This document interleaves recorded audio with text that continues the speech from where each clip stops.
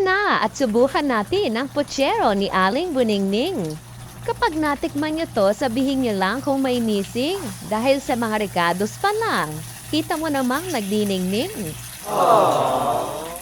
At simulan na nating timplahan yung ating tiktilaok. Nilagyan lang natin yan ng garlic powder, paprika, asin, at syempre, yung ating hindi mabilang-bilang na marites sa tabi-tabi na hindi maubos-ubos. Kailan kaya ito mauubos, no?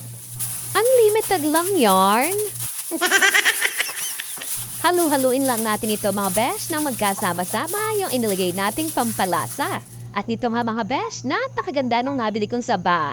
Aya't ihanda na natin ang ating mahiwagang kawali. Lagyan ng cooking oil at simulan nating prituhin itong ating saba. At kapag nakita nyo na hanggang yan mga besh, ay pwede nyo na itong hanguin. Luto na yan at sunod na natin itong ating chicken tiktilao. Kaunting prito lang naman mga besh, yung ginawa ko rito, yung mabdaanan lang ba, yung parang konting-konti lang na medyo naluto ito. At dito rin sa ating pinagprituhan ng chicken, dito natin igigisahin yung ating minced garlic at yung onion. Ibalik ulit natin itong chicken at isang kutsa lang natin ito mga besh na parang ganito.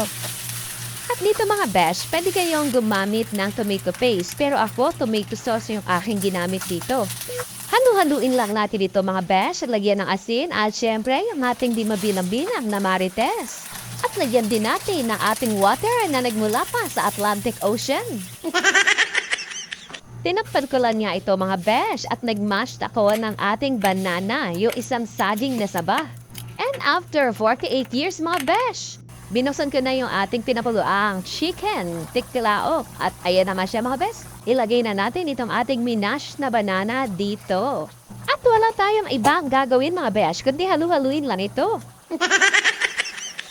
Lagyan na isang kutsarang sugar at syempre yung ating chicken broth cube. Halu-haluin lang natin ito mga besh at syempre pag okay na ay ilagay na nga natin itong ating mga pinirito kanina. Katulad din ng ating saging na saba at syempre yung ating mga gulay-gulay. Yan lang mga besh yung available doon sa aming rep kaya yun yung aking nilagay. Oops! Walang ko kontra, di ba? At tinakpan ko lang niya dito mga besh ng 2 minuto para maluto yung ating mga gulay-gulay. At syempre, alam ko namang naamoy nyo na. Kaya ito ang laging sambit ni Aling Buningning. Ihanda ang mainit-init na kanin. At tayo nang kumain. Thank you for watching. Bye!